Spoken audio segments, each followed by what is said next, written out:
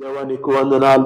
మహోన్నతుడు, పరిశుద్ధుడు, ఆశ్చర్యకరుడు, ఆలోచనకర్త, బలవంతుడైన దేవుడు, నిత్యుడైన తండ్రి, సమాధానకర్త, అధిపతి, నీకు వందనాలయ్యా. ఉదయకాలం నీకు స్తోత్రం చెల్లిస్తుంటున్నా. నీవే పరిశుద్ధుడు, నీవే మహోన్నతుడు, నీవు తప్ప మాకు వేరొక దేవుడు లేడు. నీవే మా ఆశ్రయదుర్గం, మా రక్షణ శృంగం. మేము నమ్ముకున్న దేవుడు మా కోట, మహోన్నతుడైన దేవుడు. నీ యొక్క చాట్న మేము నివసించుటకు, సర్వశక్తిమంతుని యొక్క నీడను నివసించుటకు దేవా యేసుక్రీస్తునందు మాకు అనుగ్రహించిన కృపంతటిని బట్టి నీకు వందనాలయ్యా. క్రీస్తు యేసులో ప్రభువా మమ్మల్ని రక్షించిన తీరుని బట్టి నీకు వందనాలు. మూర్పు దూరస్థులమైన మమ్మల్ని క్రీస్తు యేసులో సమీపస్థులుగా చేసి ఉంటున్నావు. నీ రక్తమే మమ్మల్ని పరిశుద్ధపరిచింది. నీ రక్తమే మాకు విమోచన కలిగించింది. నీ రక్తమే ప్రభువా నన్ను తండ్రి యొద్దకు చేర్చిన ఆ పరిశుద్ధ రక్తాన్ని బట్టి నీకు వందనాలు చెల్లిస్తున్నాం.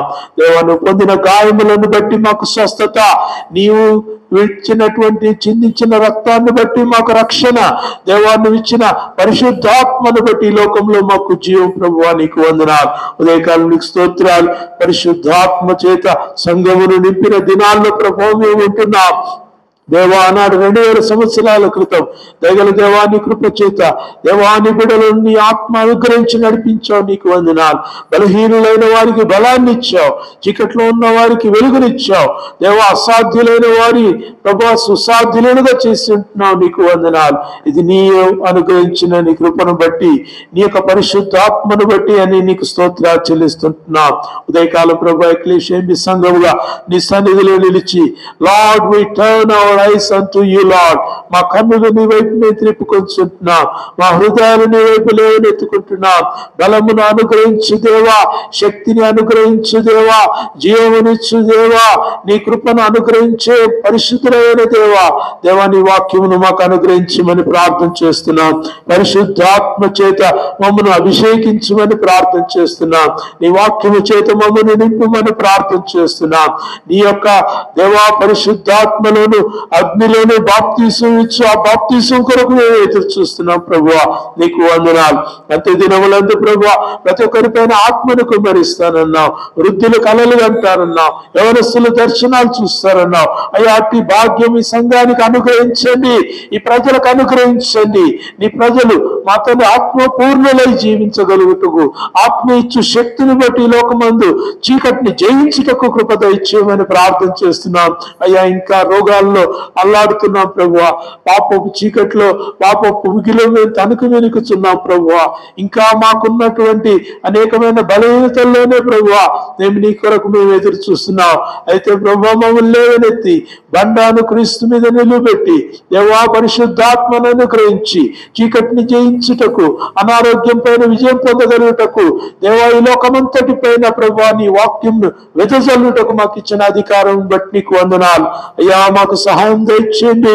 పరిశుద్ధాత్మ లేనిదే దేవా మేము ఈ పని చేయలేమని ఎరుగుతున్నాం. పరిశుద్ధాత్ముడు కుమరించబడిందే మాలో జీవం కలగదని మేము ఒప్పుకుంటున్నాం. పరిశుద్ధాత్ముడు మా మీద రాలగా ప్రభువా మేము లేచి బహు గొప్ప సైన్యం వలె ప్రభువా నీ కార్యం చేయటకు మేము ముందరికి సాగుతాం. అయ్యా అతి గొప్ప కార్యం మా జీవితాల్లో జరిగించండి. మమ్మల్ని బ్రతికించండి అయ్యా, మమ్మల్ని బ్రతికించండి అయ్యా.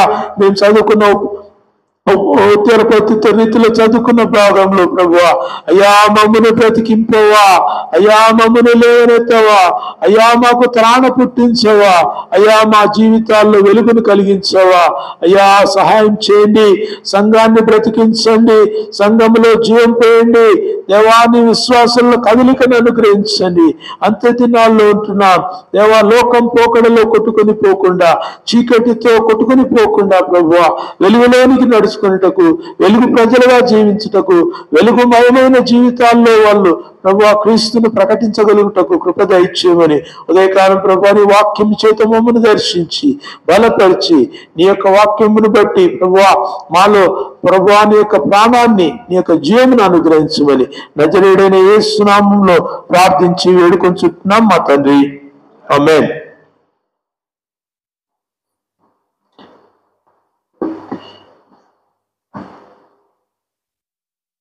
దేవుని పరిశుద్ధమైన నామానికి స్తోత్రాలు. చేరవచ్చిన మీకందరూ కూడా తండ్రి అయిన దేవుని నుండి, ప్రభువును రక్షకుడైన యేసుక్రీస్తు నుండి పరిశుద్ధాత్మ నుండి కృపయు సమాధానం మెండుగా కలుగునుగాక. బాగున్నారా? ఆరోగ్యంగా ఉన్నారా? ఆనందంగా ఉన్నారా? దేవునికి వందనాలు. ప్రభు బిడ్డలు ఎప్పుడు ఆనందంగా ఉండాలి. అది దేవుడు మనకిచ్చిన భాగ్యం.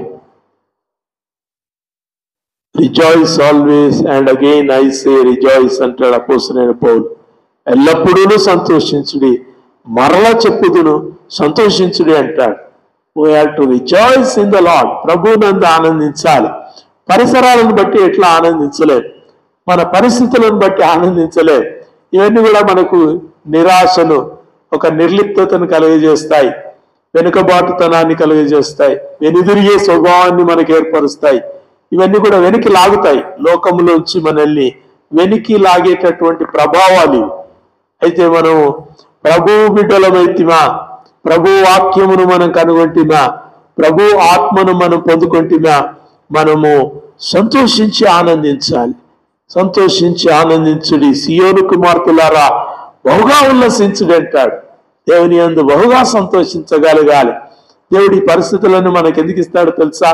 ప్రమాదమే గాని, ఆటంకమే గాని, ఇరికి గాని, శోధనే గాని ఎందుకు ఇస్తాడంటే టు కమ్ టు హిమ్. నీ సంతోషం అల్టిమేట్ గా ఎక్కడ దొరుకుతుంది? నీ ఆనందం ఎక్కడ ఉంది?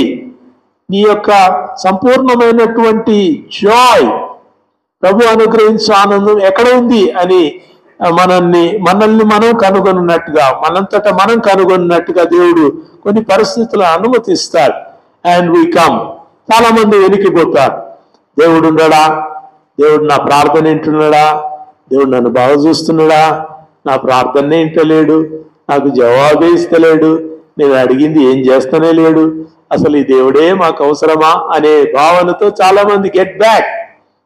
సో వెనుతిరిగిన వారికి ఏనాటికి కూడా దేవుని వలన కలిగే ఆశీర్వాదం దొరకదు. We have to come back. ప్రభు యొద్దకు తిరిగి రావాలి. యెషయాలో ప్రభు పిలుస్తాడు, ఇర్మియాలో ప్రభు పిలుస్తాడు, యెహెజ్కేలు ద్వారా ప్రభు పిలుస్తాడు. కమ్ బ్యాక్, తిరిగి రండి, కమ్ బ్యాక్, మీరు వెనక్కి రండి, ప్రభు యొద్దకే రండి. మీకు ప్రభు యొద్దనే సంతోషము సమాధానము దేవుడు దాచి ఉంచాడు. 19వ కీర్తనలో చూస్తాం కదా, ఆయన యందు భయభక్తులు గలవాడి ఎడల ఆయన కృప ఎంతో అధికం, వారి కొరకు ఆయన దాచి ఉంచిన మేలు ఎంతో గొప్పది అంటాడు. ఎవరి కొరకు? ఆయన యందు భయభక్తులు గలవారి కొరకు ఆయన దాచి ఉంచిన మేలు ఎంతో గొప్పదంటాడు. He has hidden a treasure for you. నీ కొరకు నా కొరకు ఒక బహుమానం దాచి ఉంచాడు. బహుమానం ఎప్పుడంటే అప్పుడు ఇయ్యరు. ఎప్పుడు? మెప్పు ఉన్నప్పుడు ఇస్తారు. ప్రభువు మనల్ని మెచ్చుకున్నప్పుడు, ప్రభువు వలన మెప్పు పొందినప్పుడు మనము ఆ వెలుగును, ఆ సంతోషాన్ని, సమాధానాన్ని మనం అనుభవిస్తాం. So don't get back. మీ పరిస్థితులు ఒకవేళ కొంచెం మీకు ఇబ్బందికరంగా ఉన్నా, మీరు ఊహించని పరిస్థితులు, పరిణామాలు ఎదుర్కొంటున్నా, కమ్ టు ద లార్డ్. ప్రభు వద్దకు రావాలి, దేవుని సన్నిధిలో నిలవాలి, దేవుని యొద్దనే మనం పొందుకోవాలి, దేవుని సన్నిధిలో మనం గోజాడాలి. ఆయన అనుగ్రహిస్తాడు, తప్పక కరుణించే దేవుడు. ఆయన చేయి విడువని వాడు, ఆయన రక్షణ కలిగించేవాడు. ఆయన నామానికి స్తోత్రాలు. So we need to come back. ప్రభు యొద్దకు రావాలి. పరిస్థితులను బట్టి మనము వెనుదీయని వారంగా, ప్రభువును బట్టి ఆయన సన్నిధిని వెతికే వారంగా మనం ఈ లోకంలో ఆయన సన్నిధిలో కూడుకోవాలి. పరిశుద్ధ దినాలు, పరిశుద్ధ ఆదివార దినాలు ఎక్కడైనా మనం ఉండాలి. ఎక్కడ దేవుని సంఘం ఉందో దగ్గరలో ఉన్న సంఘంలో మనం దేవుని సన్నిధిలో కూడుకోవాలి. ఇది పరిశుద్ధ దినం, హాలిడే కాదు, హోలీడే. అన్ని జనులకు హాలిడే. ఎందుకంటే ఎనీథింగ్ టు డూ, కూర్చొని కొంచెం కాలక్షేపం చేసుకోవడానికి holiday. But for you it's a holiday. నీకు నాకు ఇది పరిశుద్ధ దినం, ప్రభు ఏర్పరిచిన దినం. ఆయన 6 దినములు కష్టపడి పనిచేసి 7వ దినమందు దేవుని సన్నిధిలో కూడుకోవడానికి ఇచ్చిన ఒక మంచి పరిశుద్ధ దినము. ఇది ప్రభు దినం. విశ్రాంతి దినం అని పాత నిబంధనలో ఉంది. అయితే కొత్త నిబంధనలో వచ్చిన తర్వాత ప్రభు లేచిన దినం ప్రభు దినం. ఇది ప్రభు దినమందు, పునరుద్ధాన దినమందు, క్రీస్తు పరిశుద్ధాత్మను అనుగ్రహించిన దినమందు మనం కూడుకుంటాం. So Sunday has a special thing for all the children of God. దేవుని ప్రజలందరికీ ఆదివారం దేవుడు, ఆది అంటే ఆరంభము, ఏదో ఆరంభమైన ఒక ఆశీర్వాదాన్ని దేవుడు దాచి ఉంచాడు. అది పొందుకోవడానికి రావాలి, వస్తేనే ఇస్తాడు, రాకపోతే ఆయన ఇంటికి వచ్చి ఇయ్యడు. God is a God of condition. నీకు ఒక పరిస్థితిని దేవుడు ఇస్తున్నాడు. ఒక మందిరాన్ని ఇచ్చాడు, ఒక సమాజాన్ని ఇచ్చాడు, క్రైస్తవ సంఘాన్ని ఇచ్చాడు, క్రీస్తు రక్తం చేత కొనబడిన పరిశుద్ధులను దేవుడు అనుగ్రహించాడు. వారి మధ్యలో దేవుని స్తుతించి, వాక్యముని ధ్యానించి, ఆయన యొక్క సన్నిధిని అనుభవించి, ఆయన ద్వారా ఆశీర్వాదం పొందుకోవడం గొప్ప విషయం.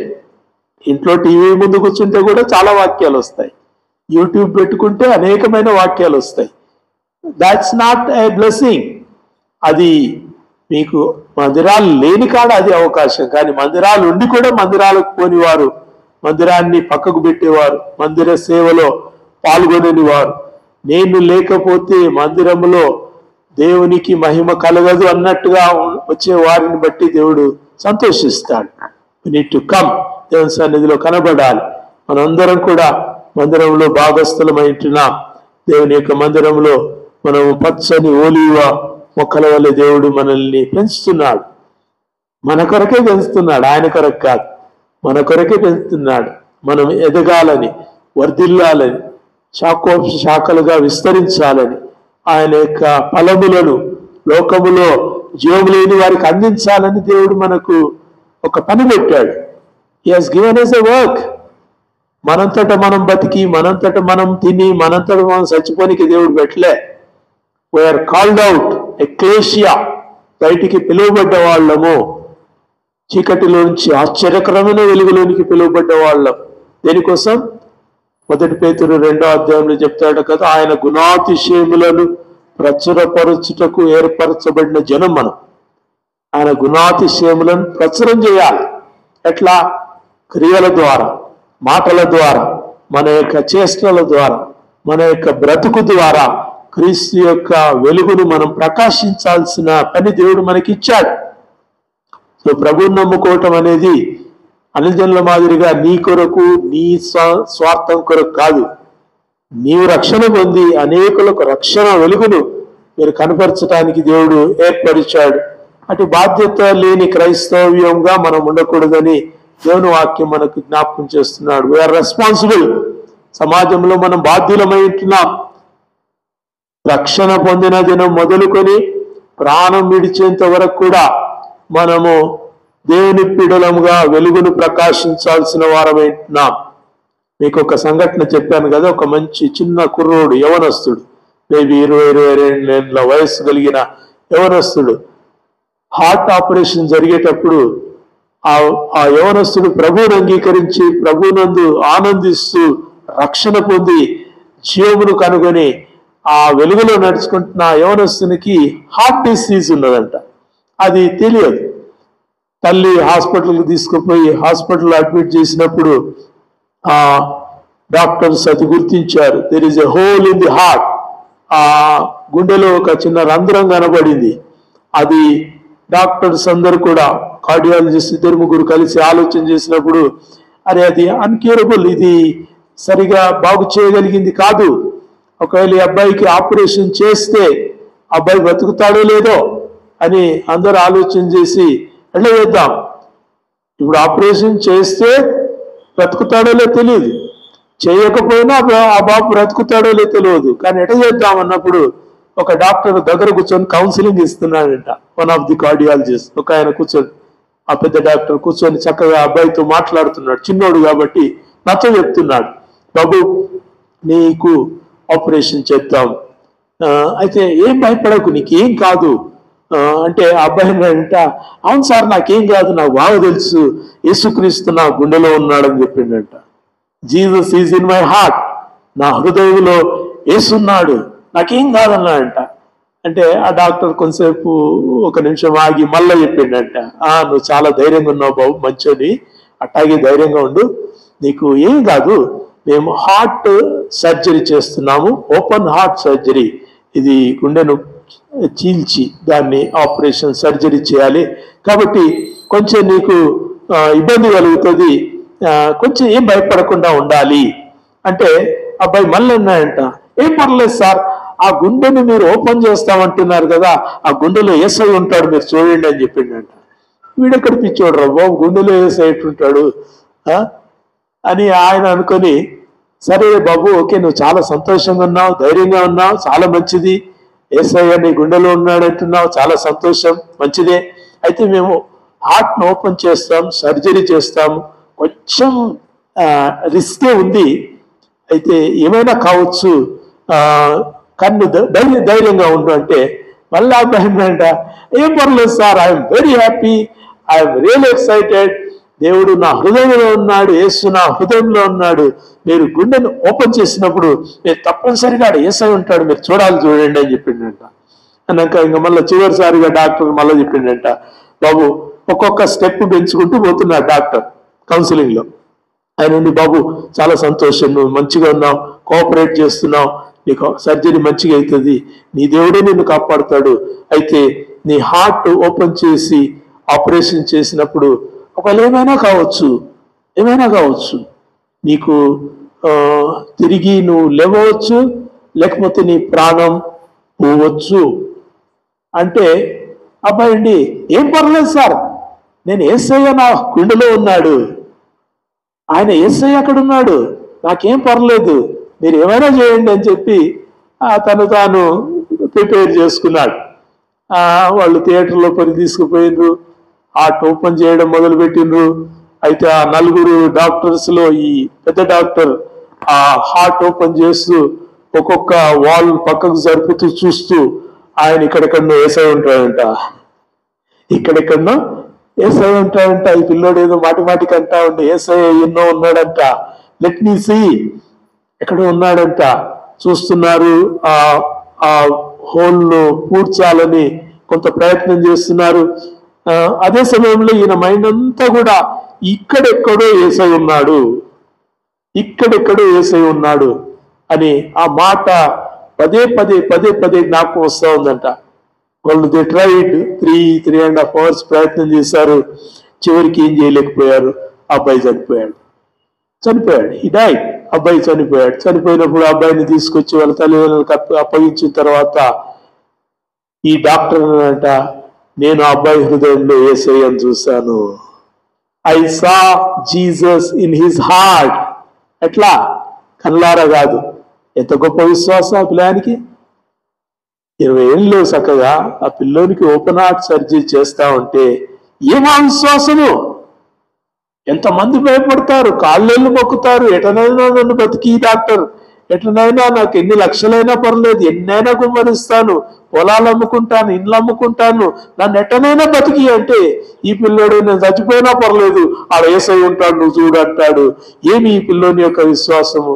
ఐ సా జీసస్, నేను యేసును చూచాను అని చాలా మందికి సాక్ష్యం చెప్పాడు. ప్రియ దేవుని బిడ్డలారా, ఇట్స్ నాట్ ఏ స్టోరీ, ఇది కథ కాదు, ఇది వాస్తవం. ఎందుకు ఈ కథ చెప్పానో తెలుసా? ఎందుకు ఈ సంఘటన చెప్పానో తెలుసా? చనిపోతూ కూడా ఆ పిల్లోడు ఒక వ్యక్తికి రక్షణలోనికి నడిపించాడు. హల్లెలూయా. మనం క్రైస్తవులుగా ఉండి ఇంతకాలం ప్రభువులో ఉండి వెలుగులో నడుచుకుంటూ, రక్షణలో నడుచుకుంటూ, వాక్యం చదువుతూ, మందిరాలకు వస్తూ, కానుకలేస్తూ క్రైస్తవులము అని మనం లోకంలో బ్రతుకుతూ క్రీస్తును ఇతరులకు పరిచయం చేయకపోతే, మన ద్వారా క్రీస్తును ఇతరులు తెలుసుకోలేకపోతే మన వల్ల దేవునికి ప్రయోజనం లేదు. ఉదయకాలం దేవుని వాక్యం మనం చూద్దాం. అపోస్తలుల కాలం 2వ అధ్యాయంలో పెంతెకోస్తు పండుగ దినం వచ్చినప్పుడు అందరూ ఒక చోట కూడి ఉండిరి. అపోస్తలుల కార్యములు 2వ అధ్యాయం 1 నుంచి 4 వచనాలు మనం చదువుకున్నాం. పెంతెకోస్తు పండుగ దినం, గత వారం మనం పెంతెకోస్తు పండుగ దినం జరుపుకున్నాం. It was the 50th day after resurrection of Jesus Christ. యేసుక్రీస్తు పునరుద్ధానుడైన తర్వాత 50వ రోజు పెంతెకోస్తు దినముగా జరుపుకుంటారు. సంఘాలన్నీ జరుపుకుంటాయి. పరిశుద్ధాత్మ కోరుకుని ప్రతి సంఘం జరుపుకుంటుంది. మాకు పరిశుద్ధాత్మ వద్దు అనే సంఘాలైతే లేవు. ఒకవేళ ఆ పరిశుద్ధాత్మ ప్రభావాన్ని అనుభవించకున్నా they would remember how the lord visited. దేవుడు సంఘాన్ని ఏ విధంగా దర్శించాడో అది జ్ఞాపకం చేసుకుంటారు. మనం అన్ని యూదా పండుగల సందర్భాన్ని మనం జ్ఞాపకం చేసుకుంటూ ఈ యొక్క పెంతెకొస్తు పండుగ వద్దకు వచ్చాం. పస్కా పండుగ మీకు తెలుసు కదా, పులియని రొట్టెల పండుగ. అది క్రీస్తు మన కొరకై ఆయన వధించబడినటువంటి గొర్రెపిల్లగా ఆ పస్కా దినమందు లోక పాపములను మోసుకొని పోవు దేవుని గొర్రెపిల్లగా సిలువలో ఆకాశానికి భూమికి మధ్యలో వేలాడి ఆయన మనుషులందరి కొరకు తన ప్రాణాన్ని క్రయధనంగా ఇచ్చాడు. That's the final sacrifice unto the lord. దేవుని కొరకు అర్పించబడిన చివరి బలి పశువు ప్రభు అయిన యేసుక్రీస్తు. అందుకే హెబ్రీ పత్రికలో చెప్తాడు, మేకల యొక్క గొర్రెల యొక్క రక్తము మనల్ని రక్షింపజాలదు. ఎవరి రక్తం రక్షిస్తుంది? యేసు రక్తము మన ప్రతి పాపము నుండి మనల్ని పరిశుద్ధునిగా చేస్తుంది. యేసు మన కొరకై పస్కా బలి పశువుగా ఆయన వధించబడ్డాడు. పునరుద్ధాన దినం, యేసుక్రీస్తు తిరిగి లేచిన దినం, అది మనం ప్రథమ ఫలముల దినముగా మనం యూదా పండుగల్లో మనం చూసాం. ప్రథమ ఫలముల దినం ఏంటది? మొదటి పంట, మొదటి పన ఒకటి దేవుని సన్నిధికి తీసుకుని వచ్చి అల్లాడించటం ద్వారా ప్రథమ ఫలము యేసే అని మనకు బయలుపడిన విధానాన్ని మనం జ్ఞాపకం చేసుకున్నాం. How was Jesus the first fruit? యేసే ప్రథమ ఫలం ఎలా అయ్యాడు? మృతులలోంచి లేచిన వాడు మన ప్రభు అయిన యేసుక్రీస్తు. అంతకుముందు మృతులు తిరిగి లేవలేదా? తిరిగి లేపబడలేదా? చాలా మంది లేపబడ్డారు. చాలా మంది. ఎలీషా లేపాడు, తర్వాత సారెపతు విధవరాలు కుమారుడు లేచాడు, తర్వాత యాయిరు కుమార్తె లేచింది. చాలా మంది మృతులలోంచి లేపబడ్డారు. లాజరు లేపబడ్డాడు. అయితే వీరంతా తిరిగి మరణించారు. So they are not called first fruit. వాళ్ళు ఫస్ట్ ఫ్రూట్ కాదు. ఫస్ట్ ఫ్రూట్ ఎవరంటే ఇక మరణం ఎన్నటికీ లేకుండా కొట్టివేయబడిన దినం ప్రథమ ఫలం. హల్లెలూయా. క్రీస్తు యేసులో మరణము కొట్టివేయబడింది. ధర్మశాస్త్రం పూర్తిగా నెరవేర్చబడింది. So we don't have anything out there. మనకి అక్కడ ఏమీ లేదు. మనకు ప్రభువునందు దేవుడు కృపను అనుగ్రహించాడు. కృప ద్వారా విశ్వాసమును బట్టి మనం రక్షణ పొందే భాగ్యము దేవుడు మనకి ఈ దినాల్లో లోక ప్రజలందరికీ కూడా అనుగ్రహించాడు. సో ప్రథమ ఫలము ఆయన క్రీస్తు. ప్రథమ ఫలం పస్కా బలి పశువు క్రీస్తు. ప్రథమ ఫలము క్రీస్తు. పెంతెకొస్తు దినమందు క్రీస్తు పునరుద్ధానుడై 50 దినముల తర్వాత ఈ పెంతెకొస్తు దినమందు ప్రభు తన ఆత్మను సంఘమును పైన కుమ్మరించాడు. And it's a birth of the church. సంఘము యొక్క జన్మదినం పోయిన వారం. సంఘము జన్మించిన దినము.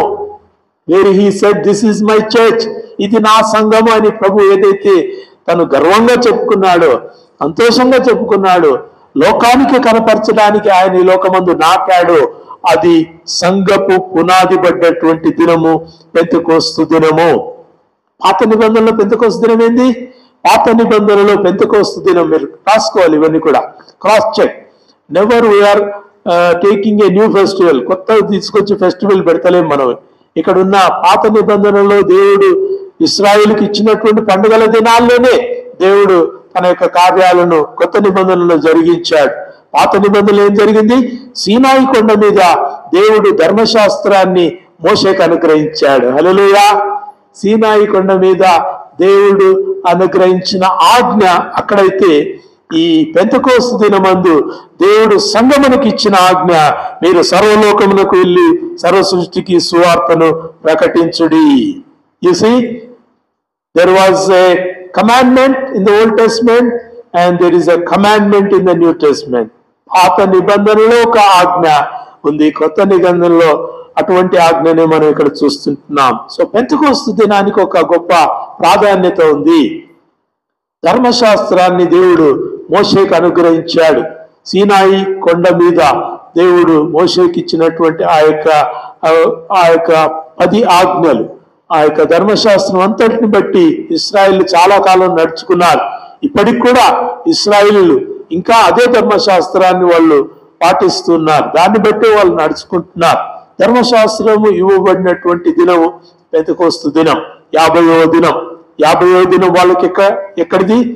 వాళ్ళు ప్రథమ ఫలముల దినము జరిపించుకున్న 50వ దినమందు పంట కోయు దినము, పంట ఇంటికి తెచ్చే దినం అంట. వాళ్ళంతా కూడా పనులు కట్టి వాటిని తాళ్ళలో పేర్చుకునేటటువంటి దినం. ఆజ్ఞలను వారు తెచ్చుకున్నారు, దేవుని ధర్మశాస్త్రాన్ని వాళ్ళు తెచ్చుకున్నారు. సీనాయి కొండ మీద దేవుడు వారికి అనుగ్రహించిన ఆజ్ఞలు ఎన్నున్నాయో తెలుసా?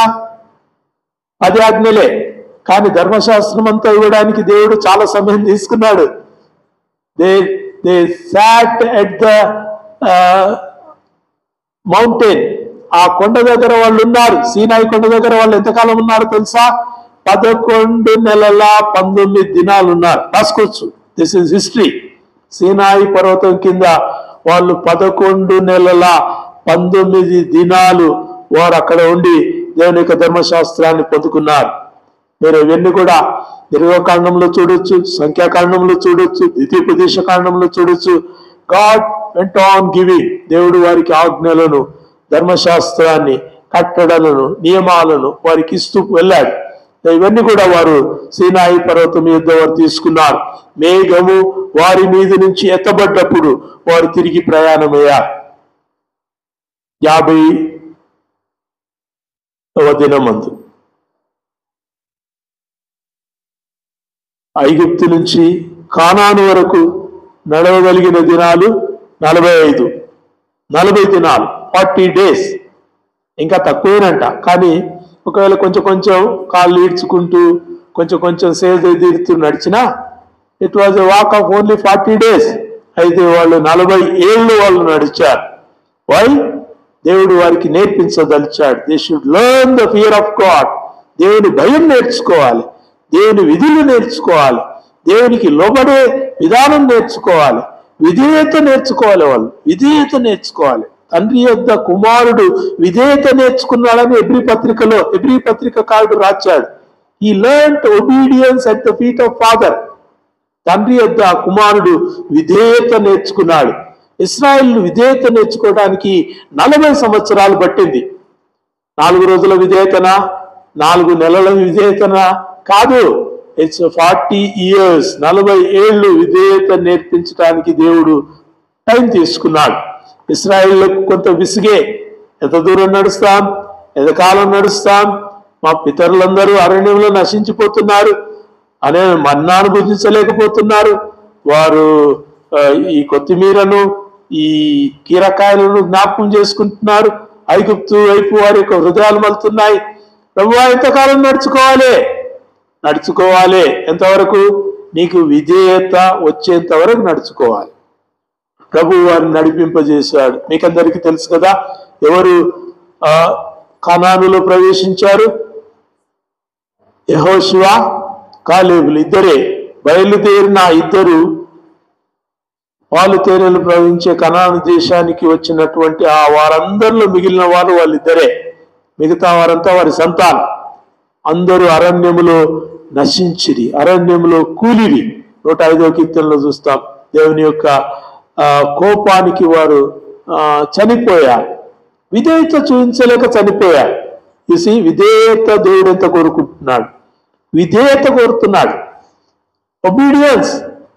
మనకట్ట కాదు. దేవుని నమ్ముకోవాలి, దేవునితో ఆశీర్వాదం పొందుకోవాలి, దేవుడిని అడగాలి, దేవుడు ఇవ్వాలి. ఇప్పుడు ప్రార్థన చేస్తే నెక్స్ట్ మినిట్ నాకు రావాలి. Where is obedience? విధేయత లేకుండా దేవుడు అనేకమైన వాటిని ఇవ్వటానికి దేవుడు గత కాలంలో తన కృపను ఇవ్వలేదు. ఇక్కడ మనం అపోస్తుల కార్యం 2వ అధ్యాయంలో మనం చూస్తున్నాం. ఆ దినమందు మేడ గదిలో వీళ్ళందరూ కూడా శిష్యులు కూడుకొని ఉన్నారు. గత వారం మనం అపోస్తుల కార్యం 1వ అధ్యాయంలో కొన్ని మాటలు మనం చూసాం. అయితే ఉదయకాలం అపోస్తుల కార్యం 2వ అధ్యాయంలో పెంతెకోస్తు దినమందు దేవుడు వారిని దర్శించిన విధానాన్ని మనం చూస్తున్నాం. 2వ వచనం చూడండి. అప్పుడు వేగముగా వీచు బలమైన గాలి వంటి ఒక ధ్వని ఆకాశము నుండి అకస్మాత్తుగా వారు కూర్చుండి ఉన్న ఇల్లంతయు నిండెను. వారు కూర్చుండి ఉన్న ఇల్లంతయు నిండెను. What a beautiful time, what a great day. వారు భయంలో, భీతిలో, ప్రాణ భయంలో వారు బ్రతుకుతున్నప్పుడు వారు తలుపులు మూసుకొని ఎవరు మమ్మల్ని వచ్చి ఎక్కడి నుంచి మమ్మల్ని వచ్చి చంపేస్తారు అనే ప్రాణభీతిలో వారు ఉన్నప్పుడు ఆకాశము నుంచి వారి కొరకై పరిశుద్ధాత్ముడు పంపించబడ్డాడు. ఎంత బాగుంది చూడండి అక్కడ. అప్పుడు వేగముగా వీచు బలమైన గాలి వంటి ఒక ధ్వని. ఎన్నున్నాయి చూడండి. ఒకటి, దెర్ ఇస్ పవర్ కదా, వేగంగా వీచేటటువంటి ఒక. రెండవది గాలి. మూడవది ధ్వని. మనం గాలిని చూస్తున్నాం, ధ్వనిని చూస్తున్నాం, వేగాన్ని చూస్తున్నాం. See this is big physics laws లో మనం చూస్తే, భౌతిక శాస్త్రంలో మనం చూస్తే పవర్కు ఉన్నటువంటి శక్తి, దేవుడిచ్చినటువంటి గొప్ప బలమేంటో మనం ఇక్కడ జ్ఞాపకం చేసుకోవచ్చు. ఇక్కడ ఏమంటున్నాడంటే, అప్పుడు వేగంగా వీచు బలమైన గాలి వంటి ఒక ధ్వని ఆకాశం నుండి అకస్మాత్తుగా వారు కూర్చుండి ఉన్న ఇల్లంతయు నిండెను. Power was sent from above. దేవుడు తన బలాన్ని పంపించాడు. బలం ఇచ్చాడు దేవుడు. సంఘానికి బలం ఇచ్చాడు. సంఘం అంటే నిర్లక్ష్యంగా ఉండటానికి దేవుడు పిలువలేదు, మనల్ని పిలువలేదు, ఏర్పరచలేదు. దేవుని యొక్క పిలుపు బలంతో నిండుకొనుటకై, బలముతో దేవుని బిడ్డలుగా ఈ లోకమందు కనబడడానికి దేవుడు పిలిచాడు. 3వ వచనం చూడండి. మరియు అగ్ని జ్వాలల వంటి నాలుకలు విభాగింపబడినట్టుగా వారికి కనబడి వారిలో ఒక్కొక్కని మీద రాలగా అందరూ పరిశుద్ధాత్మతో నిండిన వారై ఆ ఆత్మ వారికి వాక్శక్తి అనుగ్రహించిన కొలది అన్య భాషలతో మాట్లాడసాగిరి. Oh what a great thing we see. ఇది వింతైన అనుభవం. ప్రజలకు తెలియదు, శిష్యులకు కూడా తెలియదు. పరిశుద్ధాత్ముడు తమ యొద్దకు పంపించబడినప్పుడు ఏం జరుగుతుందో ప్రభు చెప్పలేదు. ప్రభువు చెప్పినది మాత్రం, నేను మీకు పరిశుద్ధాత్మను అనుగ్రహించును, నా ఆత్మనే మీకు అనుగ్రహిస్తానని ప్రభు చెప్పిన ఆ వాగ్దానము నెరవేరు సమయం ముందు ఏం జరుగుతుందో వారికి తెలియదు. They were all at one place. అందరూ కూడా ప్రభు కొరకు కనిపెడుతున్నారు, పరిశుద్ధాత్మ కొరకు కనిపెడుతున్నారు. అది మనకెట తెలుసు? దయచేసి చూడండి. అపోస్తలుల కార్యం 1వ అధ్యాయం 4వ వచనం. ఆయన వారిని కలుసుకొని ఇలాగా ఆజ్ఞాపించెను, మీరు యెరూషలేము నుండి వెళ్ళగా నా వలన వినిన తండ్రి యొక్క వాగ్దానం కొరకు కనిపెట్టుడి. కనిపెట్టిన వారికి వాగ్దానము. ఇది రాసుకోవాలి మనం. It's not for Tom, Dick and Harry. Road పోయేటోళ్ళకి కాదు ఇది, అడగని వారికి కాదు ఇది, ఎదురు చూడని వారికి కాదు ఇది, కనిపెట్టని వారికి కానే కాదు ఇది. Those who wait upon him, ఆయన కొరకు కనిపెట్టు వారికి ఆయన తన పరిశుద్ధాత్మను అనుగ్రహిస్తానన్నాడు. యెరూషలేము నుంచి వెళ్ళకండి, మీరు ప్రమాదకర పరిస్థితులు బయట ఉన్నాయి, కానీ మీరు ఇక్కడి నుంచి వెళ్లకుండా మీరు కనిపెట్టాల్సిన సమయాన్ని ప్రభు అక్కడ జ్ఞాపకం చేశాడు. You wait. పరిశుద్ధాత్ముడు మీ యొద్దకు వచ్చేంత వరకు దేవుని సన్నిధిలో కనిపెట్టాలి. మనం కనిపెడుతున్నామా? దేవుని సంఘమా, ప్రభు ఆత్మ పంపించే వరకు కనిపెడుతున్నారా? లేదు. ఈరోజు బైబిల్ చదువుతాం, రేపు బైబిల్ బోధిస్తాం, అంతే. We get in to track. ఈరోజు ప్రతి వారం కూడా, ప్రతిరోజు కూడా మనం మన యొక్క సోషల్ మీడియాలో చూస్తాం, అందరూ వాక్యం చెప్తారు, అందరూ వాక్యమే బోధిస్తారు. అక్కడి వాక్యం తెచ్చి ఇక్కడ ఇస్తారు, ఇక్కడ వాక్యం తీసుకుని అక్కడ ఇస్తారు. భక్త సింగ్ వాక్యం అని ఒక ఆయన పెడతాడు, బెల్లిగ్రహం వాక్యం అని ఒక ఆయన పెడతాడు. పరిశుద్ధాత్మ కొరకు కనిపెట్టే ఓపిక లేదు. Without the Holi Spirit many are preaching. పరిశుద్ధాత్ముడు పంపబడకుండా, పరిశుద్ధాత్ముడు ఇవ్వబడకుండా, పరిశుద్ధాత్ముని వలన శక్తిని పొందకుండా అనేకులు తాము తెలిసి తాము బోధిస్తున్నారు. ఎక్కడో దొరికిన బోధన తీసుకొచ్చి ఇక్కడ ప్రసంగిస్తుంటారు, ఇక్కడ ఉన్నటువంటి బోధన తీసుకుని మళ్ళీ ఎక్కడో ప్రసంగిస్తూ ఉంటారు. This is what we see. యూట్యూబ్లో, సోషల్ మీడియా అంతట్లో కూడా we see that. Has the spirit of God given you. దేవుడు మీకు ఆ కృపనిచ్చాడా? పరిశుద్ధాత్ముడు మీకు శక్తినిచ్చాడా అని దేవుని యొక్క వాక్యం ఈనాడు వాక్యోపదేశకులను అడుగుతా ఉంటున్నాడు. దేవుని యొక్క వాక్యంలో మనం చూస్తుంటున్నాం, పరిశుద్ధాత్ముడు మీకు అనుగ్రహించబడకు వరకు మీరు కనిపెట్టాలి. Wait in his presence. అది ఎంతకాలమో తెలియదు, ఎంతకాలమో తెలియదు. ప్రభు ఆరోహణమైన 40వ దినం మొదలుకొని ప్రభు తన పరిశుద్ధాత్మను అనుగ్రహించిన 50వ దినం 10 రోజులు. దేవర్ వెయిటింగ్. 120 మంది అక్కడ మేడగదిలో ఉండి ఎదురు చూస్తున్నారు. శిష్యులు ఇంకా కొందరు కలిసి ఆల్ వర్ వెయిటింగ్. అందరూ కూడా పరిశుద్ధాత్మ కొరకు ఎదురు చూస్తున్నారు. అయితే 4వ వచనంలో ఇక్కడ అంటున్నాడు, పరిశుద్ధాత్మతో నిండిన వారై. హల్లెలూయా. పరిశుద్ధాత్మతో నిండిన వారై. మనకు అది అనుభవం ఉందా? అనుభవం ఉందా? పరిశుద్ధాత్మ చేత తాకబడిన అనుభవం, పరిశుద్ధాత్మను పొందుకున్న అనుభవం, పరిశుద్ధాత్మ చేత నింపబడిన అనుభవం ఉందా?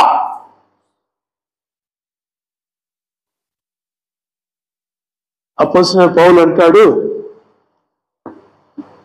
మీరు మారు మనసు పొంది బాప్తిసం తీసుకుని అప్పుడు మీకు పరిశుద్ధాత్మ అను వరమును పొందుదురు అన్నాడు కదా.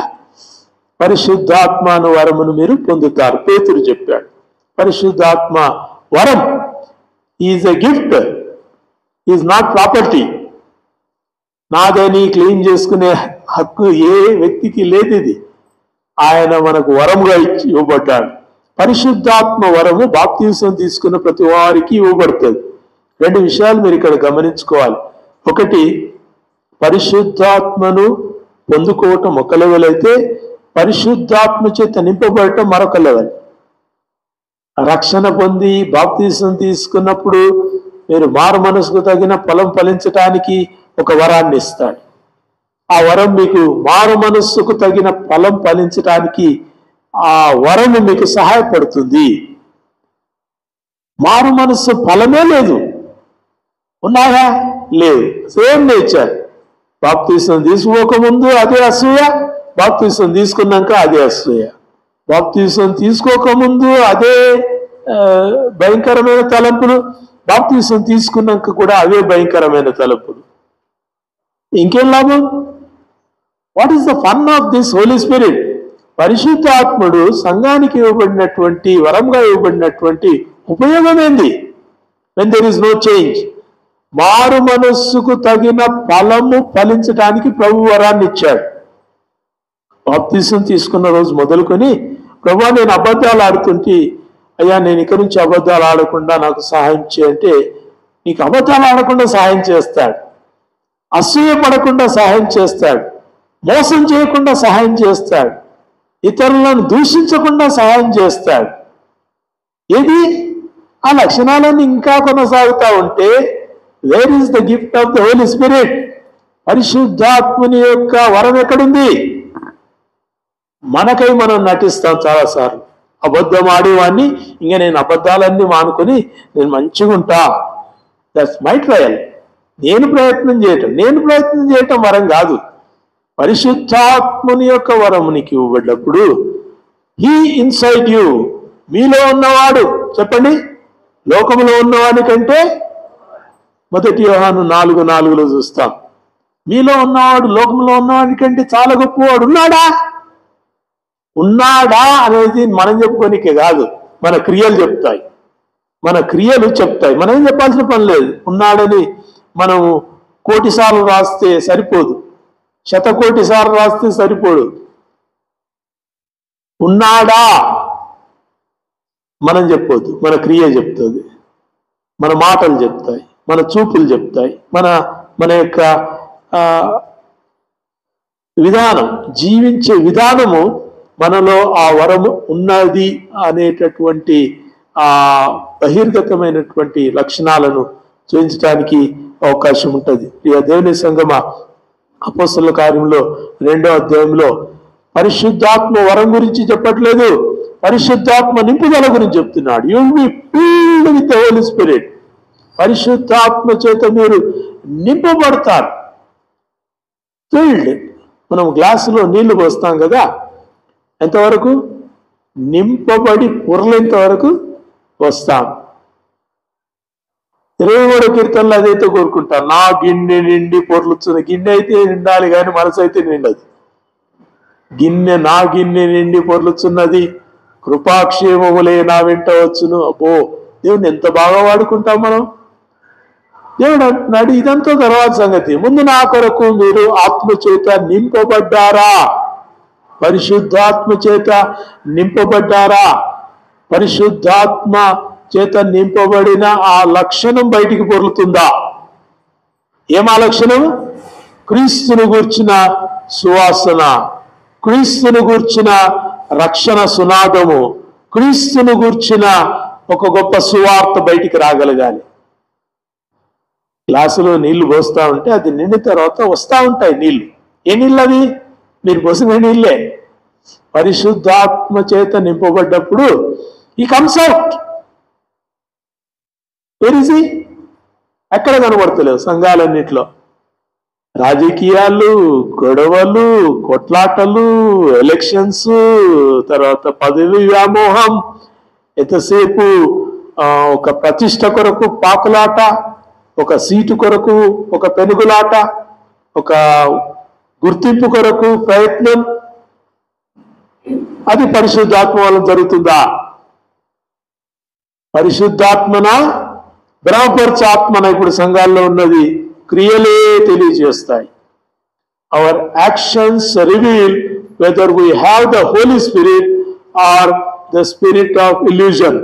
బ్రహ్మపరచ ఆత్మన లేకుంటే పరిశుద్ధాత్మన మనలోంచి బయటికి వచ్చే క్రియలు తెలియజేస్తాయి. సంగమా, నీలోంచి ఏ క్రియలు వస్తున్నాయి? నీ క్రియలు దేవుడు అడగట్లేదు.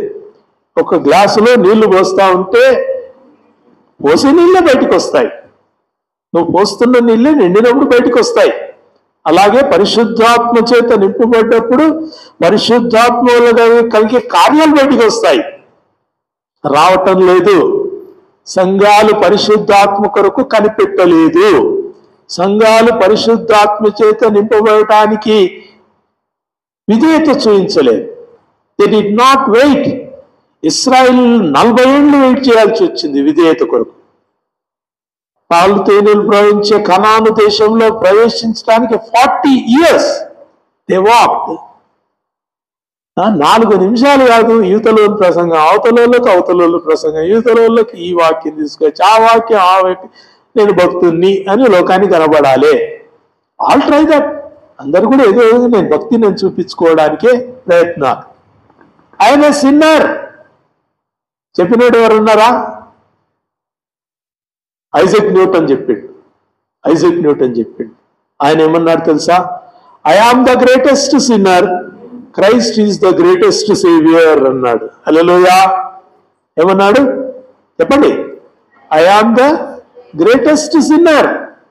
నేను భక్తుణ్ణి, నేను బోధకుణ్ణి, నేను ప్రసంగికుణ్ణి, నాకు వాక్యం బాగా తెలుసు, నాకు ప్రార్థన బాగా వచ్చు, నేను అనేక దేశాల్లో నేను చాలా గంభీరమైన వాక్యం చెప్పగలుగుతా, ప్రతి ఒక్కరు నన్నే పిలుస్తారు అనేది ఐజక్ న్యూటన్ చెప్పుకోలే.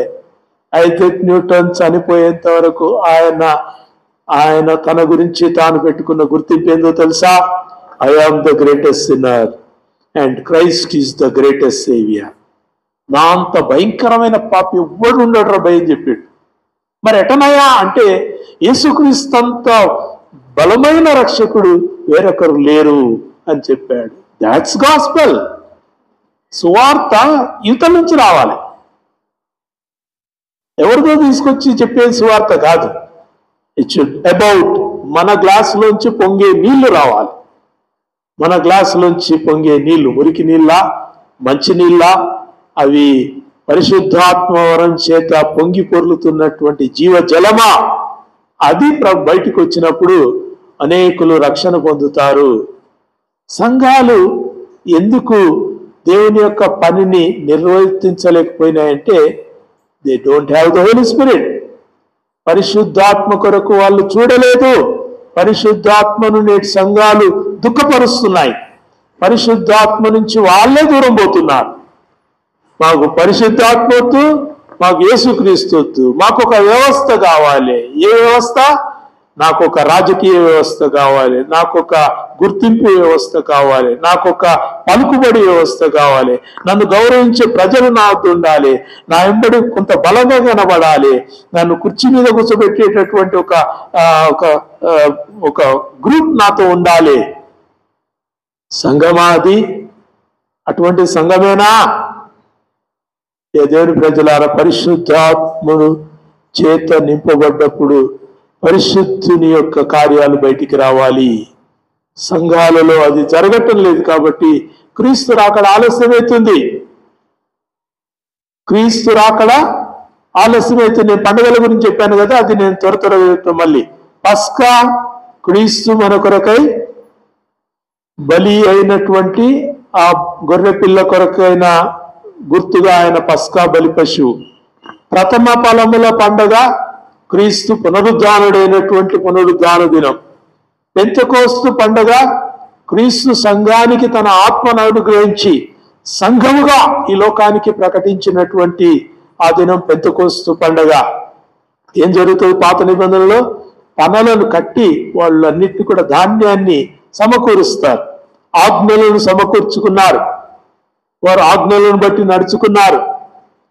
అనేక మంది తొట్టిల్లినా వాళ్ళ ప్రయత్నమంతా ఆజ్ఞలను బట్టి నడుచుకోవాలనే. కొత్త నిబంధనలో ఆజ్ఞలను బట్టి నడుచుకోవటం లేదు. మీరు సర్వలోకానికి వెళ్ళి సర్వ సృష్టికి సువార్త ప్రకటించని అంటే ఒక్కరు నోరు విప్పారు. పుల్లలతోటే సువార్త. మీరు సంఘం కాబట్టి నేను మీతోటే సువార్త, మీరు నాతోటి సువార్త, అయిపోయింది, ఫినిష్. లోకానికి చెప్పండి రా బాబు అంటే ఈయన్ని చెప్పుకునే ప్రజలు మన సంఘస్థులయ్యా. మీరు అక్కడ ఆలస్యమవుతుంది.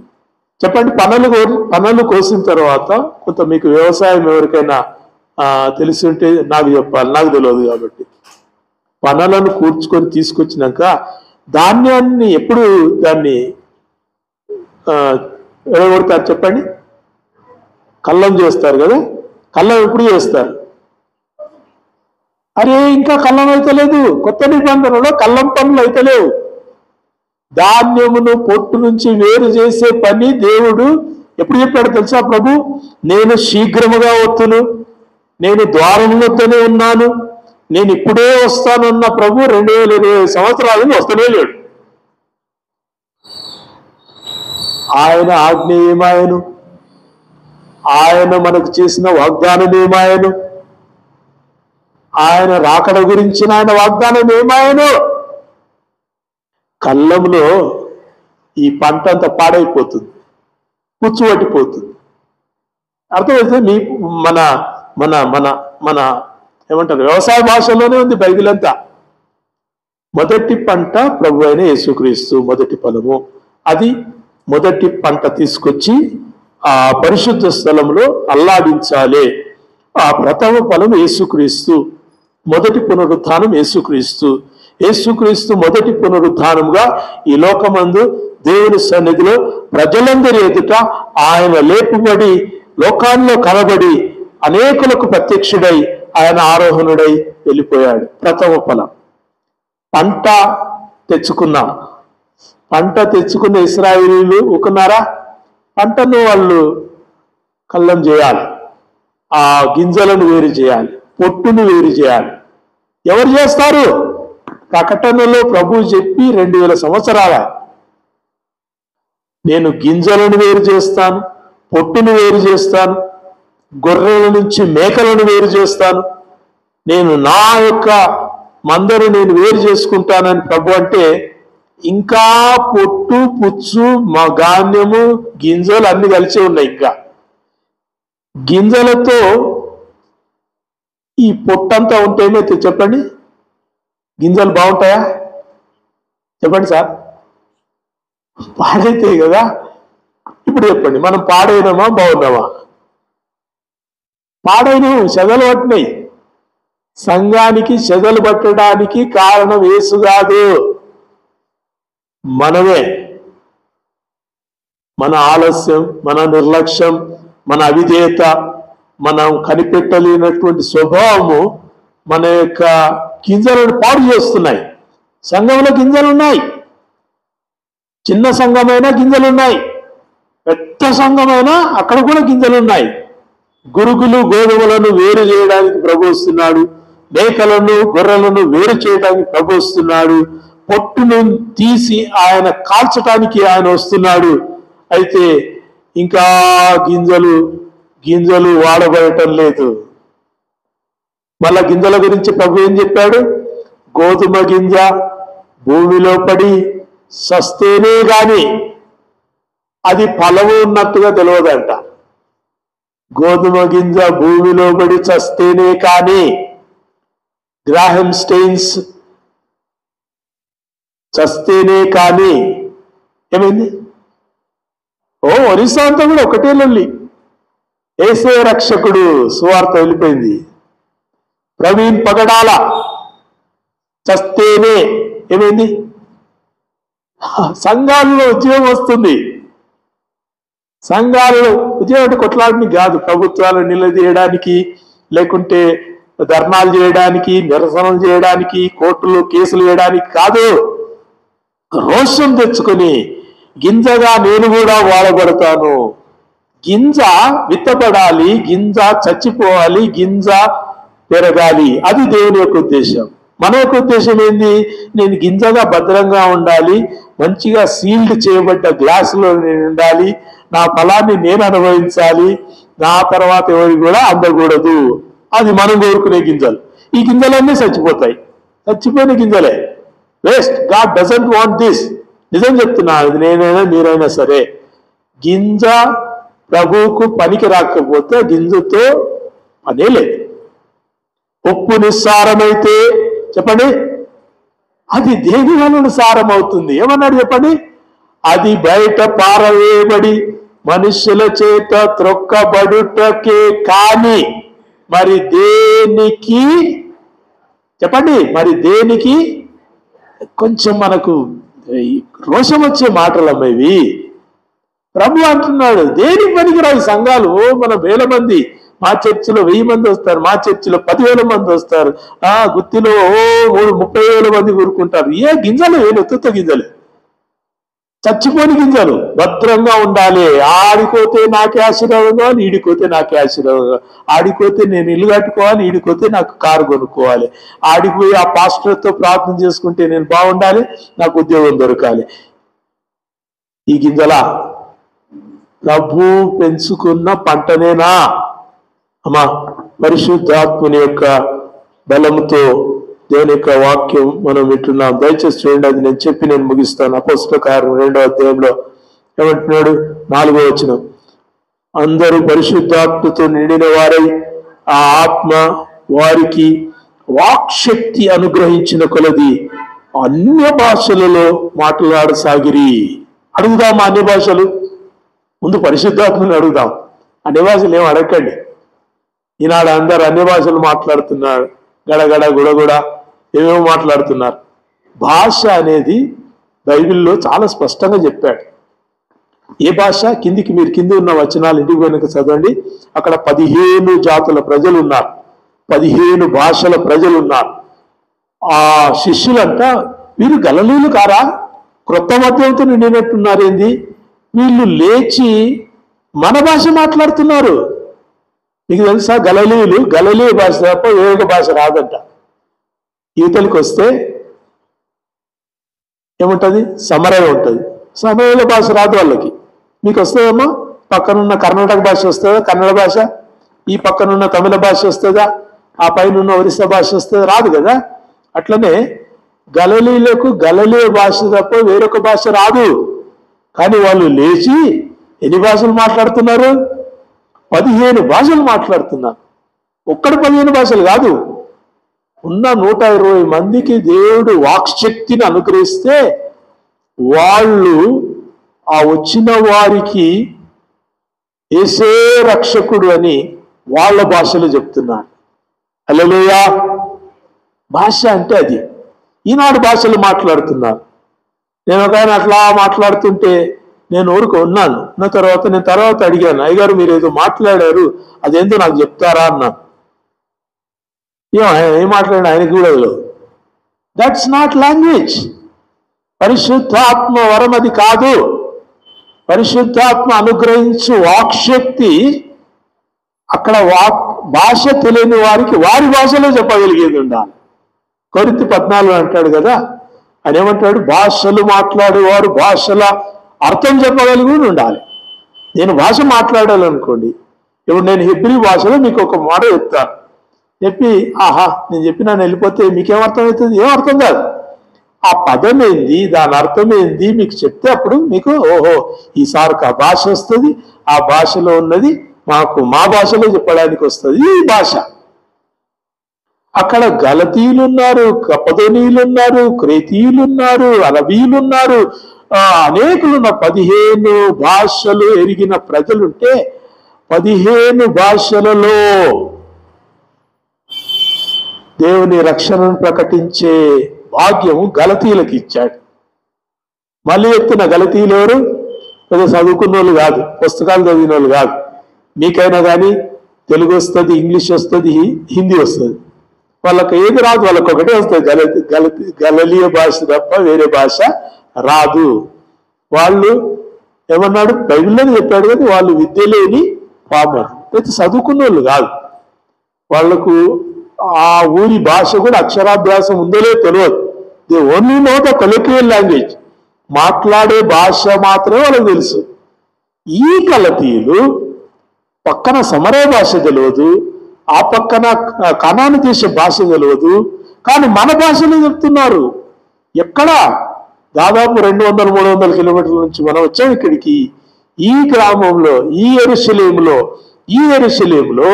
గలతీయులు మన భాషలో మాట్లాడి దేవుని గొప్ప సంగతులను మనకు చెప్తున్నారు. Isn't it wonder? భాష అన్ని జనుల కొరకే అంటాడు. చెప్పండి, భాష అన్ని జనుల కొరకు అంటే అన్ని జనులు చూసే నువ్వు బలి భాష వస్తుందని కాదు, అన్ని జనులకు అర్థమయ్యే భాష. ప్రవచనము సంఘస్థుల కొరకు అన్నాడు అపోస్తలుడు, చాలా స్పష్టంగా చెప్పాడు. భాష అన్ని జనుల కొరకు, ప్రవచనం సంఘస్థుల కొరకు. ఒకవేళ మనలో దేవుడు ప్రవచనం అనుగ్రహించి ప్రవచనం చెప్పిస్తే అది సంఘానికి, అనుజనులకు కాదు. అనుజనులకు భాష, ఏ భాష? వాళ్ళకు వచ్చినటువంటి భాష. ఒకవేళ నేను చెప్పాడు,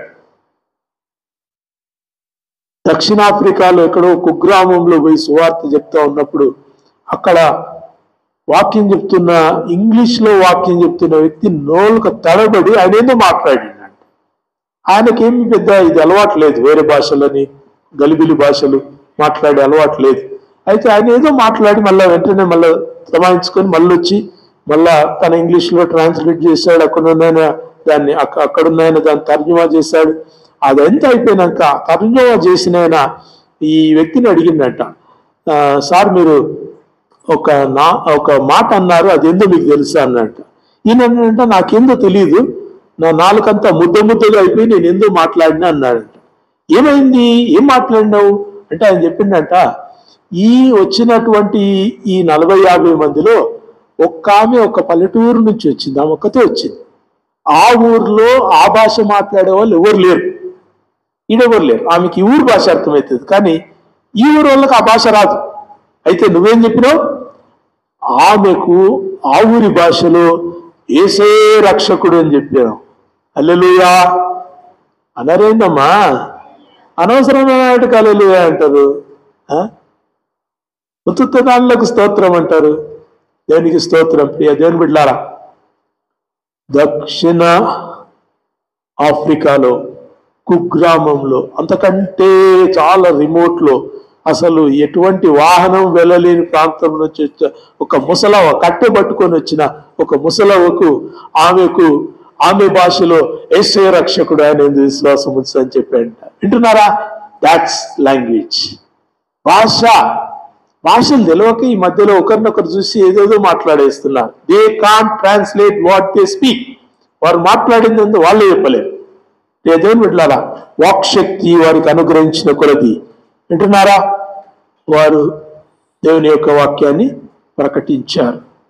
ప్రియ దేవుని సంగమా, దేవుడు పరిశుద్ధాత్మను ఆషామాషిగా ఇవ్వలేదు, పరిశుద్ధాత్మను ఎగిరి గంతులు వేయడానికి ఇవ్వలేదు, పరిశుద్ధాత్మను మీ వద్ద అట్టి పెట్టుకోవడానికి ఇవ్వలేదు. అందుకే మనకి ఇవ్వలేదు, మనం చెప్పం కాబట్టి మనకి ఇస్తలేడు అంతే.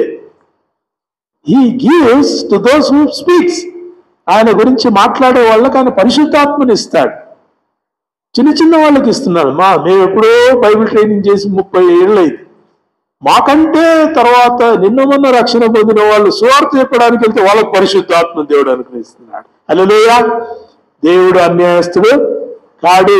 నువ్వు చెప్తలేవు బాబు, నువ్వే ఉన్నావు. ఇక్కడ తెలుగు వస్తుంది, అక్కడ వాళ్ళకి తెలుగు వస్తుంది. ఇంకా నీకు భాష ఎందుకు? అక్కడ వాళ్ళు గ్రామాల్లోనికి పోతున్నారు, తాండాల్లోనికి పోతున్నారు, గోండు ప్రజల వైపుకి వెళ్తున్నారు. వాళ్ళకు భాష కావాలి, వాళ్ళకు ఆ భాషలో సువార్త చెప్పగలిగే వాళ్ళు కావాలి. I give that blessing to them. భాషల వరం, కృపావరం వారికి ఇస్తాను నేను. వింటున్నారా? దేవుడు అన్యాయస్తుడు కాడు. నీవు ఎక్కడ ఉండి ఏ పరిచర్యలో నువ్వు చేస్తున్నావో ఆ పరిచర్యకు సంబంధించిన వరాన్ని ఇస్తాడు. వారు నాకు ఉంచుకునండి. కృపావరములు అనేకం ఉన్నాయి. 12 కృపావరాలు కొరింథీ పత్రికలో అపోస్తలుడైన పౌలు రాయించాడు. 12 కృపావరాలు.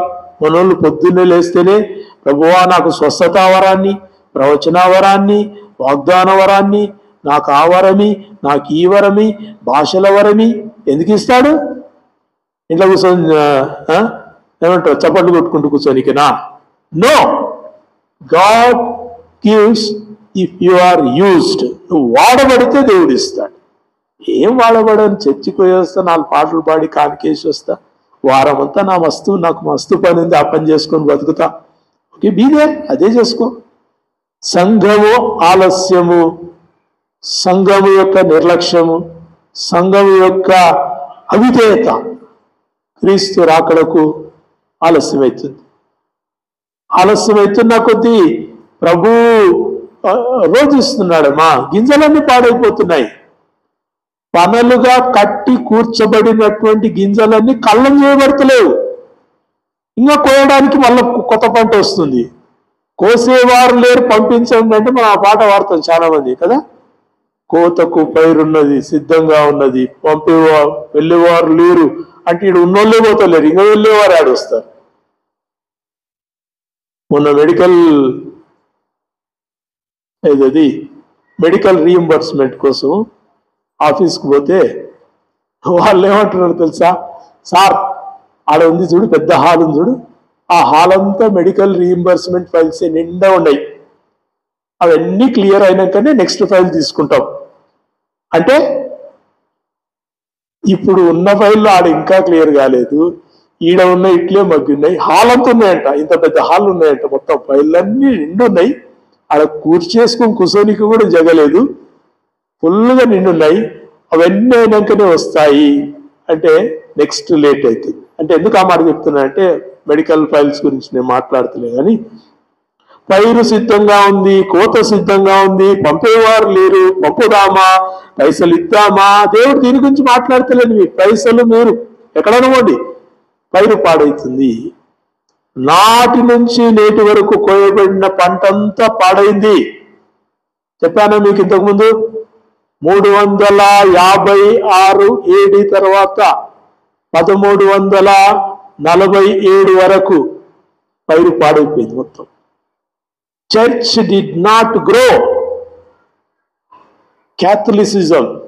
క్యాథలిక్స్ ఏమన్నారు తెలుసా? బైబిల్ మాది, బైబిల్ మా హక్కు, బైబిల్ ఎవరు ముట్టుకోవద్దు, నేను చెప్తాం ఈనాడు మీరు వెళ్ళిపోవాలంతే, ప్రార్థన మీరు చేయొద్దు, అయ్యగారులు మేము చేస్తాం, మీరు తల ఉంచాలి, నెత్తి చేయించుకోవాలి, వెళ్ళిపోవాలి.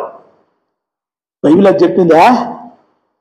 ఏమన్నది? ప్రతివాడు ప్రార్థన చేయమన్నాడు, ప్రతివాడు బైబిల్ చదవచ్చు. కానీ క్యాథలిసిజం ఏం చేసిందంటే they close doors to the whole world. ప్రపంచానికి మూసివేసింది తెలుసా? మొదటి భాష బైబిల్ భాష చెప్పండి. హెబ్రీ భాషలో పాత నిబంధన, కొత్త నిబంధన గ్రీకు భాషలో. ఈ భాషల్లో ఉన్నవి లాటిన్ భాషలోనికి ట్రాన్స్లేట్ చేశారు. ఆ తర్వాత ఇంకా ఆ ట్రాన్స్లేషన్ క్యాథలిక్స్ ఒప్పుకోలేదు. మీకు ఇంతకుముందు చెప్పాను. ఎవరైనా విలియం టిండేల్ బైబిల్లో ఇంగ్లీష్లోనికి ట్రాన్స్లేట్ చేశాడు. లాటిన్ నుంచి ఇంగ్లీష్లో ట్రాన్స్లేట్ చేశాడు. చేసినందుకు ఆయనను పోల్కు కట్టేసి అగ్గిపెట్టి తగిలేశారు. ఎవరు? వీళ్ళే మనగాళ్ళు, బిషప్పులు, పోపులు. బైబిల్లో ట్రాన్స్లేట్ చేసి 4 చదువుకోని బాబు అని ఆయన ట్రాన్స్లేట్ చేసి ఇంగ్లీష్లో ట్రాన్స్లేట్ చేస్తే అగ్గిపెట్టి తగలబెట్టేసాను. అనేజనులు కాదు, సజ్జనులే. మార్టిన్ లూథర్ తెలుసు కదా, విప్లవకారుడు, ఉద్యమకారుడు. బైబిల్ పోపుల చేతుల్లో ఉన్నటువంటి ఆయుధాన్ని ఆయన నలగొట్టాడు. క్షమించడానికి పోపుకు అధికారం లేదు, క్షమించేవాడు యేసయ్యనే. ప్రాణాలు పోగొట్టుకున్నారమ్మా మార్టిన్ లూథర్, విలియం టిండేల్, చాలా మంది ఉన్నారు. They last there lifes to bring the Bible to you. నీకు బైబిల్ చదవడానికి వాళ్ళు ప్రాణం పోగొట్టుకున్నారు. నువ్వు బైబిల్ చదువుతున్నావా? చదివేదే లేదు, ఈ బైబిల్ చదివేదే లేదు. ఎతికింది పెట్టుకొని పడుకుంటాం. వారానికి ఒకసారి బైబిల్ పట్టుకరాని కూడా కష్టమే మనకి. ఈ బైబిల్ నీ దగ్గరికి రావటానికి ఎంతమంది ప్రాణాలు పోగొట్టుకున్నారు నేను ఒకసారి చెప్తాను. హిస్టారికల్ గా, with all the evidences, with all the dates, A date రోజు ఏం చేశారు, ఏమైంది వాళ్ళకి మీకు చెప్తే బైబిల్ను ఇంకా మీరు కొనుక్కొని తింటారేమో. నాకు కేక్ వద్దు, నాకు అన్నం వద్దు, నేను బైబిల్నే నేను తింటానని తింటారేమో. ఏతికెళ్ళి అట్టే తిన్నాడు. నువ్వు తీసుకొని తినము, ఆ చిన్న పుస్తకాన్ని తీసుకొని తినమంటే ఆయన తీసుకొని తినేసాడు. తింటే ఏమైంది? నోటికి మధురంగాను, కడుపుకు చేదుగాను అనిపించింది. That's the word of God. మన దగ్గరికి రావటానికి ఎంత ప్రయాసపడితే వచ్చింది. మనకు ఈ బైబిల్కి ట్రై చేయడానికి మనకు సమయం లేదు. మళ్ళీ బైబిల్ గురించే చెప్తాం, బైబిల్ గురించే పాడతాం, బైబిల్ గురించే ధ్యానాలు. బైబిలే బైబిల్, బైబిల్ మాత్రం చదువు. సముద్రంలో ఉన్న వాళ్ళు అంటారంట, water water everywhere, there is no water to drink అంటారంట. చెప్పండి, water water everywhere, there is no water to drink అని ఒక మంచి కవి రాశాడు, పోయం రాశాడు. చుట్టుముట్టు వాటరే, గ్యాలన్స్ గ్యాలన్స్ కొద్ది వాటర్. కనుచు మేరలు, ఇక్కడ చూసినా నీళ్ళే, అక్కడ చూసినా నీళ్ళే, ఇక్కడ చూసినా, కానీ తాగుదామంటే నీటి సుఖ దొరుకుతలేదండి. అట్లుంది మన పరిస్థితి. బైబిల్ ఎన్ని ప్రాణాలను ధారబోసి మన చేతికి వారు తీసుకుని వచ్చారో మనకు బైబిల్ చదవడానికే ఓపిక లేదు, ఇష్టం లేదు, బోర్. అన్ని చదువుతాం. ఫేస్బుక్ లో గంట సేపు ఉంటాం, వాట్సాప్ లో 2 గంటలు ఉంటాం, సెల్ ఫోన్ పట్టుకుంటే ఇంకా దినాలు అట్టే కూర్చుంటాం. బైబిల్ పట్టుకొని ఎంతసేపు కూర్చుంటారు చెప్పండి? How much time you SIT with the Bible? కష్టం కదా. పాతకాలంలో అనేవాళ్ళు, అరే ఏం చేస్తున్నాడు రావాడు అంటే, వాడు గోళ్ళు గిల్లుకుంటూ కూర్చున్నాడు, గోళ్ళు గిల్లుకుంటూ కూర్చున్నాడు, ఇంకేం పనిలేదు వాడికి, గోళ్ళు గిల్లుకుంటా కూర్చున్నాడు. ఇప్పుడు ఏమంటారు తెలుసా? వాడు ఏం చేస్తున్నాడు అంటే సెల్ ఫోన్ పట్టుకొని కూర్చున్నాడు. ఎవరాడు? నిన్న మొన్న పుట్టిన 6 నెలల పిల్లాడు కూడా సెల్ ఫోనే. From their age till the age of the old people cell phone ఎంత భయంకరం. ఏం చదవాలి మనం? ఏం చదువుతున్నాం? ఇప్పుడు చెప్పండి, మనం గోధుమ గింజలమా గురుగులమా? చెప్పుకోవాలి. ఒకసారి చెప్పుకోవడానికి మనం సిగ్గుపడాల్సిన పని లేదు, ఒప్పుకోవడానికి సిగ్గుపడాల్సిన పని లేదు. ప్రభు ఏమో గింజ భూమిలో పడి సావకుంటే అది దాని వలన ప్రయోజనం లేదు అని ప్రభు అంటుంటే, మేము అస్సలు సావు, మమ్మల్ని చంపనే చంపొద్దు, సావు గురించే మాట్లాడుతూ మేము ఇంకా బతకాలనుకుంటున్నాం, ఇంకా బతుకుతాం, ఏమైనా సరే బతుకుతాం, మేము మా కోసమే బతుకుతాం, క్రీస్తు కోసం మేము బతకము అనే ప్రవర్తన నేటి సంఘాలది, మనది, నాది, మనందది. We want to live comfortable. ఎక్కడ పోయి ఒక ప్రమాదం తప్పించుకొని బతకాలి.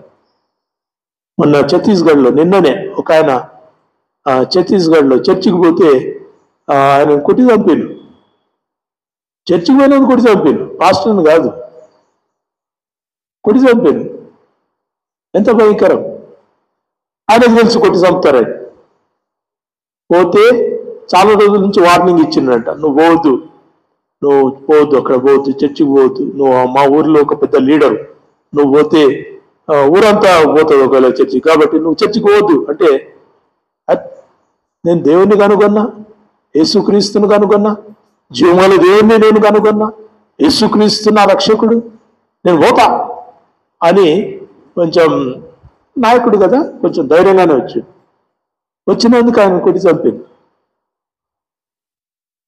కొట్టి చంపిండ్రు. He knows that he would die. గోధుమ గింజ భూమిలో పడి చావుకుంటే దాని వలన ప్రయోజనము లేదు. పరిశుద్ధాత్ముడు బలమైన కార్యం జరిగిస్తాడమ్మా. బలం అంటే ఈ బలం కాదు, ఎంత బరువు లేపుతాం, ఎంత మందిని చంపుతాం, ఈ బలం కాదు. ఎంత మందిని ప్రభావితం చేస్తాం, అది బలం. Can you influence people? ప్రజలను నువ్వు ఎంతమందిని ప్రభావితం చేస్తావు, ఎంతమందిని మందిరాన్ని తీసుకొస్తావు, ఎంతమందికి నువ్వు క్రీస్తు బిడ్డగా కనబడుతున్నావు? ప్రార్థన చేసుకుందామా? పరిశుద్ధాత్ముడు ఆషామాషిగా సంఘానికి ఇవ్వబడలేదు. పరిశుద్ధాత్మ వరముగా ఇవ్వబడ్డాడు. పరిశుద్ధాత్మ శక్తిగా నింపబడ్డాడు. పరిశుద్ధాత్మ సంఘమునకు లేని ఎడల సంఘము జీవం లేని స్థితిలోనికి పోతుంది. కాబట్టి సంఘము బ్రతకాలంటే, సంఘము జీవించాలంటే, సంఘము వాక్శక్తితో ఈ లోకమందు క్రీస్తును ప్రకటించాలంటే సంఘానికి పరిశుద్ధాత్ముడు అవసరం. ప్రార్థన చేద్దామా? నీకు ఈ పరిశుద్ధాత్ముడు కావాలా? ఆత్మీయ వరములతో నన్ను అభిషేకం చేయమయ్యా అని పడతాం. ఆత్మ ఫలాలు లేవు, వరాలు ఎందుకు నీకు? ఫలం ఉంటే వరం. నేను ప్రార్థన చేద్దాం. ప్రభువా, నీకు వందనాలయ్యా. పరిశుద్ధాత్ముడు మాలో కలిగించు నూతన క్రియలను మేము ధ్యానించుకుంటున్నాం. నీ కార్యములు ఎంతో ఆశ్చర్యమని, నీ క్రియలు ఎంతో దొడ్డవని. దేవా, నువ్వు మా కొరకై ఇచ్చిన సమయం ఎంతో మేము వృధా చేసుకున్నామని మేము జ్ఞాపకం చేసుకుంటున్నాం. పనులను ఇంటికి తెచ్చిన తర్వాత అది కళ్ళం వేయటానికి, గింజలు వేరు చేయటానికి ఎంతో సమయం పట్టదు దేవా. అయితే కొత్త నిబంధనలో దేవా, పనులను ఇంటికి తెచ్చిన తర్వాత పనులలో ఉన్న ధాన్యం పాడైపోతుంది, గింజలు పురుగు పట్టిపోతున్నాయి, చెదలు పట్టిపోతున్నాయి, గింజలన్నీ పాడైతున్నాయి. మంచి గింజలు కూడా చెడ గింజలు బట్టి పాడైపోతున్నాయి. నీ రాకడ ఆలస్యమవుతుంది. కళ్ళములో వీటిని వేరు చేయాలనే నీ తీర్పు 2000 సంవత్సరాలు దాటినా జరగకపోవటానికి అయ్యా మేమే కారణం ప్రభువా, మేమే కారణం. మమ్మల్ని ఎందుకు పిలుచుకున్నావు? మమ్మల్ని ఎందుకు ఏర్పరచుకున్నావు? మా ద్వారా నువ్వేం కావాలని కోరుతున్నావు అది మేము మరిచి ఎంతసేపు మాకు నీ వలన ఏం ప్రయోజనం దొరుకుతుంది, నువ్వు మాకేమిస్తావు, మమ్మల్ని ఎట దీవిస్తావు, మాకే వాగ్దానం ఇస్తావు, మమ్మల్ని ఎట బ్రతికిస్తావు, ఇదే మేము చూసుకుంటున్నాం. అయ్యా మమ్మల్ని క్షమించండి. Lord forgive us. అయ్యా మమ్మల్ని క్షమించండి. క్షమించండి దేవా. పరిశుద్ధాత్ముని యొక్క వరం, పరిశుద్ధాత్ముని యొక్క నింపుదల అది ఉద్దేశం లేకుండా జరగదని మేము నేర్చుకుంటున్నాం. ఉదయకాలం నీ సన్నిధిలో నిలిచి అయ్యా మా బలహీనతను మేము ఒప్పుకుంటున్నాం, మా అవిధేయతను మేము ఒప్పుకుంటున్నాం, మా నిర్లక్ష్యాన్ని ప్రభువా నీ సన్నిధిలో ఒప్పుకుంటున్నాం. అయ్యా మమ్మల్ని క్షమించండి. నీ కొరకు మమ్మల్ని పిలిస్తే మా కొరకు మేము బ్రతకటం ఎంత దౌర్భాగ్యం. అయ్యా మమ్మల్ని క్షమించండి, మాకు సహాయం చేయండి. మా జీవితాల్లో నూతనమైన కార్యం జరిగించండి, మా బ్రతుకులను మార్చమని యేసుక్రీస్తు నామములో ప్రార్థించి వేడుకొంచుకుంటున్నాం మా తండ్రి. ఆమేన్.